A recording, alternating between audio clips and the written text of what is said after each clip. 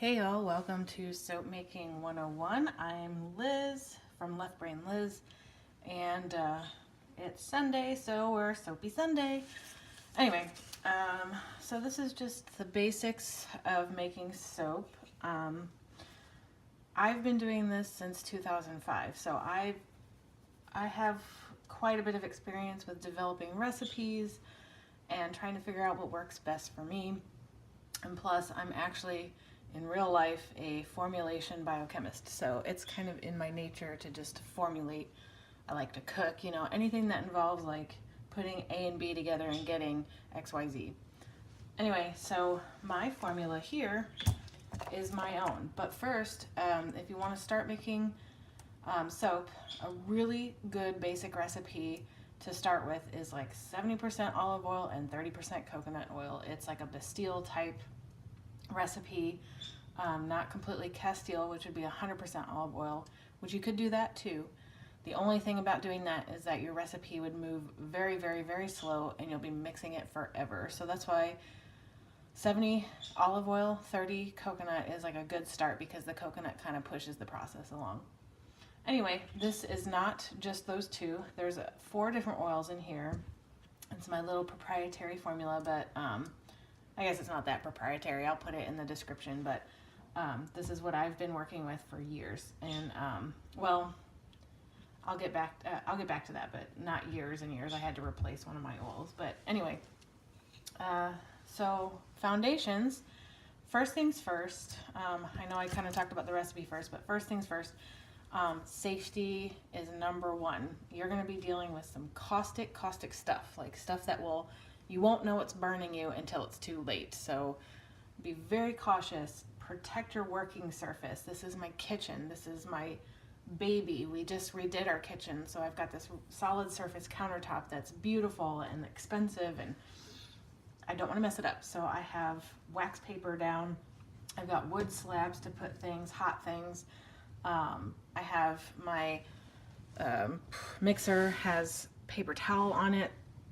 Can you see that? Yeah. So there's paper towel here. So when I do mix my batter, I'm not setting it even on the wax paper. I'm setting it on this paper towel to absorb it, to keep it from getting on my nice counter. So anyway, so that's some of the tools. So a mixer is not 100% necessary. You can always use a whisk, which my box of tools. You can always use a whisk if you want, but it takes forever. I like to use the whisk whenever I'm initially mixing my stuff in there, because I don't know how fast it's going to run. So I'll use the whisk to see how fast it goes, and then I'll switch over to the mixer, but this takes forever. So this is a good tool to have. The stick blender is a good tool to have, which I got mine on Amazon, and I can link it there for you too.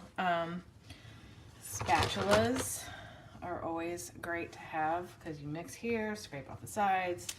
Obviously a vessel for your oils. I got this, actually, it was like a throwaway from work, so I would suggest, since you don't have access to my work, just get like anything plastic. You can mix in something that's heat resistant. Some people mix, I wouldn't recommend glass, because glass has it conducts temperature very easily, so your formula can cool down too fast, and you don't want that. I recommend some kind of plastic vessel. I get coconut oil in buckets, and sometimes I use those buckets if I'm gonna, like an empty one from a previous order that I ran out of the coconut oil. I'll use those buckets because they're very thick and very sturdy, heat resistant, whatever, because you're gonna need to melt these oils, and you need it to be heat resistant from that, in addition to the chemical process that happens when you mix the lye in. So there's that. If you're doing a small batch, you can always get something like this. I got this at Walmart, and they were like $1. I use these to make different colors that I'm gonna incorporate into the recipe. But if you're doing like a really small batch, you can use something like this. It's no big deal. I think it says it holds 36 ounces, which you could do like a pound of soap in there, like a pound loaf or whatever. This here is measured out specifically for a 2-pound loaf, which I actually currently don't have it out because it's in my oven right now. But it's like it's a silicone loaf mold, and it holds about 2 pounds. And I got it from Wholesale Supplies Plus, so I can link that also. And I believe there's some floating around on Amazon too. So there's that. So basic supplies: plastic for your oil, a stick blender or a whisk, and shoot, I said safety first, right? So I'm getting ahead of myself. Safety. Covering your surface. So wax paper or plastic wrap or anything you can think of to cover your surface. Goggles are important. You want to protect your eyes from flying soap batter. Gloves. I got these also from work. They were like gloves that we weren't using anymore in the lab, so I took them. But you can also get these from like the paint section in any kind of home, like Depot or Lowe's or whatever. But you can also get them on Amazon. I think it's, you can even go to Sally Beauty and get like a box of them in their little like hair treatment center, like where they dye and bleach the hair. They've got like caps and gloves. I think they're a little bit, well, they may be cheaper at Sally Beauty to do that. I don't know, but a box is about $8. So you can do that, or you can get reusable ones. Sometimes people use the ones that you can do like deep, heavy cleaning of toilets in that go up to like your elbow. You can do that as well. Anything that gives you dexterity, that's very important. Okay, so safety checklist: gloves, goggles, and I have an apron on. I'll show you my little apron. It's my little Starbucks apron. I don't even remember where I got this, but it protects my clothes. And if you're careful and you don't splatter around a lot, you don't need an apron, but I really, really highly suggest it. Okay, so now that the safety bit is out of the way, another safety tip, I guess I should say, if you do get a stick blender, and I know this from experience, that is a free open whirring blade. Can you see that? If you don't unplug it when you try to wipe it out in the middle, you can cut your finger. And I don't know if you can see it from here. Probably not, but anyway, there's a little scar right there from where I didn't unplug it and I turned it on while I was wiping it. So don't do that. Unplug it before you wash it. Learn from my mistakes, folks. Anyway, so now that we have our safety and we've kind of gotten the basics of like the actual chemicals you need for soap, well,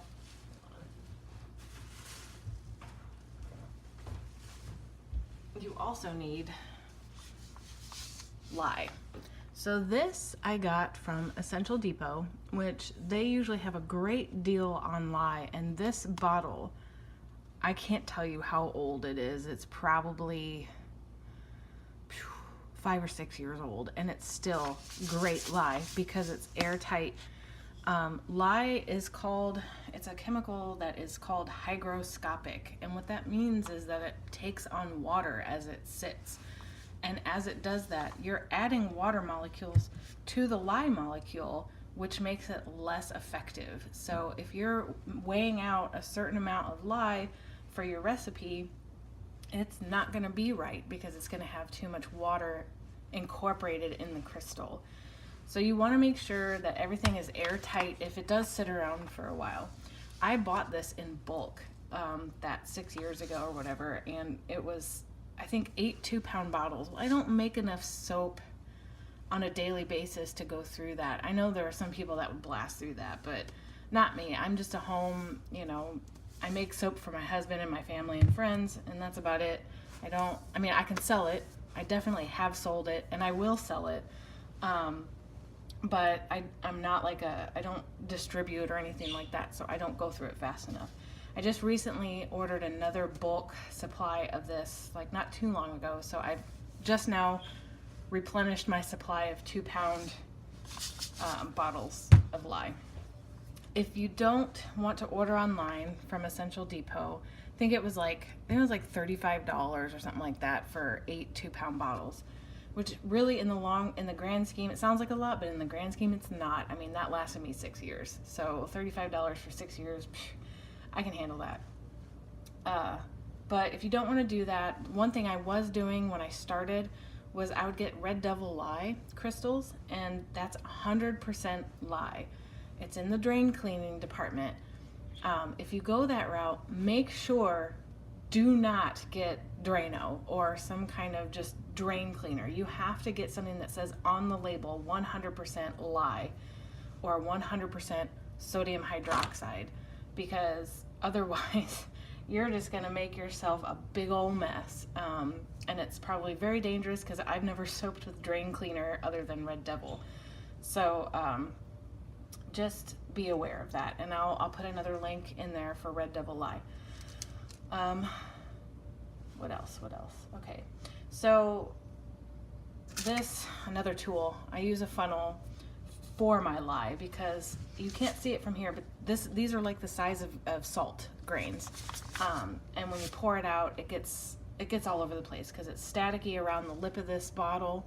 So I make sure to pour it in this funnel, that way when it's like shooting out, it's just hitting the sides of the funnel and then just going down.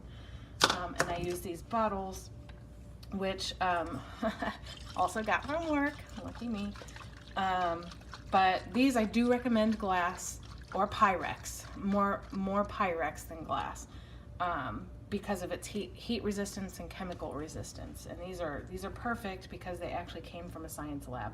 But you can also use these because plastic is very inert. I've actually stirred lye in these before.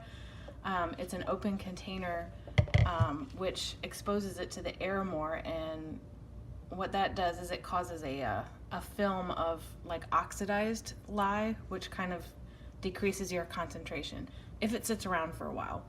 That's why I like these, because sometimes I'll mix up my formula and I won't have time to actually make the soap, so I can cap it and set it aside and it's fine.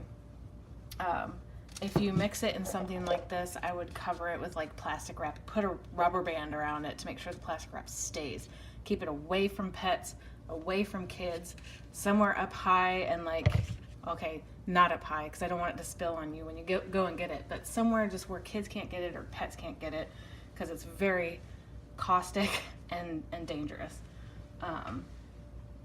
Anyway, so there's that. If you want to get creative with your soaps, the basic for soap making is oil and lye. That's all you need, and water, I guess, to mix the lye, but that's all you need. And but some people want to be artistic with it, or they like fragrances and stuff like that. So there are options out there. I have a couple fragrances that I got from Wholesale Supplies Plus. Actually, I have like a ton of them, but this is one here. This is called Abalone and Sea fragrance oil, and it smells like fresh rain. It's a really good fragrance. I like it a lot. So there's options for that. You can get vanilla flavors, fruity flavors, whatever you want to get. Just make sure you read reviews on it to see how it treats your recipe, because if it like seizes your recipe or rices, these are all red flag words: seizing, ricing, moving fast, or soap on a stick. If you hear these kind of terms, it's not a good thing. So if you want to like play around with your recipe and incorporate colors and swirls and all that fancy stuff, you want slow moving, or causes no issues with your CP process. If you want colors, you can incorporate colors. I have a couple of these mica colors that I got from Wholesale Supplies Plus. This is a 2-ounce jar. I think it's 2 ounces. This is a 2-ounce jar. It's actually a lot is in there, and you don't need much for a recipe. So this will last me a while. And it was about $5 or $6 for this. So if you want to get like really creative, you can just get primary colors and like, you know, mix them in like whatever, however you want to incorporate it. But keep in mind that some of these colors change in the presence of high pH. I have a dye that's blue. It's a very beautiful blue. I think it's like called blue. I don't remember.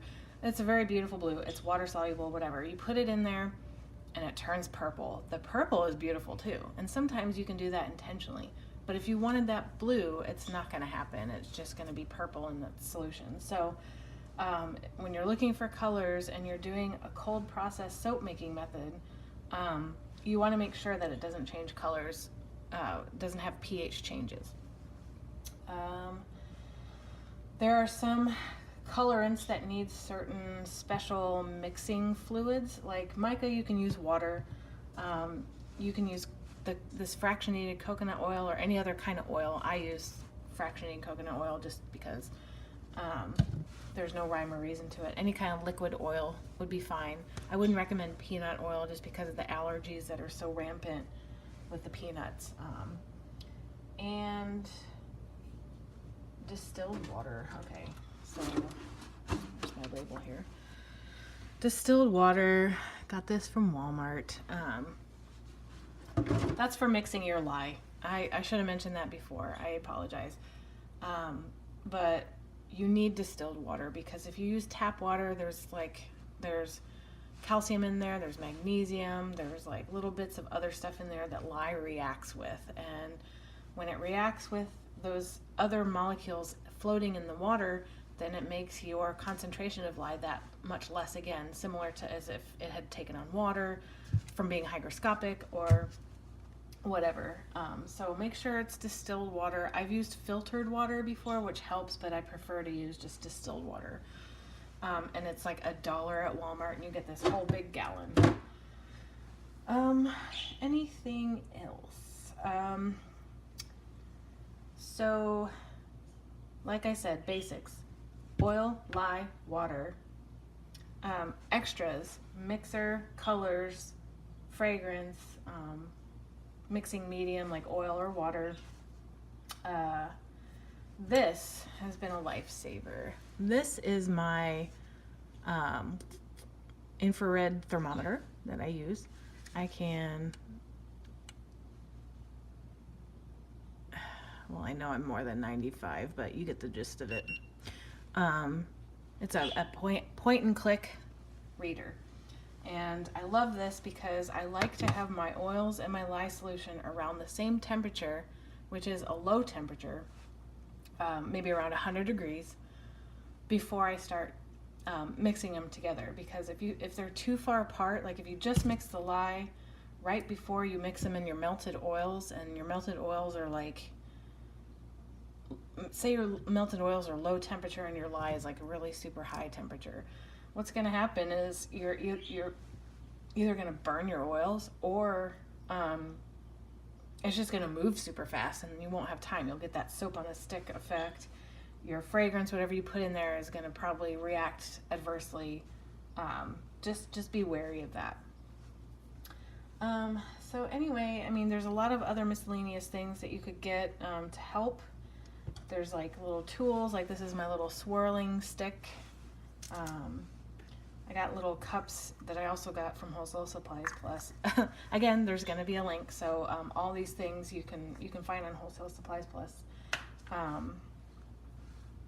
and go from there. Now, formulating the recipe. Now we get into the big stuff. I have mine already measured out. I have this measured and I have my lye measured. However, to get to this point, make sure you formulate your recipe. Say you have your 70-30, your 70 olive and your 30 coconut. There are these values that are applied to each oil, and they're called saponification values. The only one I have memorized is coconut oil, and it's 0.19. Basically, what you do is you take your proportion of oils. So say you have a 10-ounce recipe of oils. You want to put 70-30, so 7 ounces of olive oil, right? And 3 ounces of coconut oil. So you would take your 3 ounces and multiply by 0.19 to get how many ounces of lye you need to react with just the coconut oil. Then you'd have to take whatever the saponification number is for olive oil and multiply it by 7 to get how much you need for olive oil. And then add those two numbers together, and that's your total lye. This is very mathy. So a lot of people, I mean, it's very mathy in the sense that you have a lot of addition, multiplication, blah, blah, blah. And keep track of it all and make sure that you're getting it right. A lot of people just go to sites like Brambleberry, which I'll also link that. I've used it for years, the Brambleberry site. You just plug in whatever oils you want, however much of a discount, etc., and it'll auto-calculate it for you, and it's perfect. And what I mean by discount is you want to discount your lye by at least 5%. Because if you have 100% lye mixed in with all your oils, you're going to have a very harsh bar of soap, because we as human beings are not perfect. We're not going to measure things down to the grain. And so chances are you're going to end up with more lye than oils. And then your soap is lye heavy, and then it's really caustic and just not good. I mean, unless you want to like slough off a layer of skin, by all means, but I highly suggest not doing that. Anyway, so by building in this discount, you're making your bar a little bit more oil heavy, and you're also building in for that error, that human error. I actually discount my recipes at 3%. And the reason I do that is because I use this fractionated coconut oil as my carrier for a lot of my colors. And by doing that, I'm actually building in more of a discount. So I'll probably put like half an ounce or to an ounce more of this coconut oil back into my recipe. So it's going to make it a little, it's going to automatically bump it up to like a 5 or 6% discount. But that also comes with experience. I mean, do what you need to do to get your first batch going. Anything else? I don't think so. So I'm actually going to go ahead and start melting these oils, and you can follow along when I come back, and I'll link the video. But this is actually going to be part 2 of my my triangle design soap recipe. So I'm gonna go ahead and start doing that, and then I'll be right back, and follow along with me there.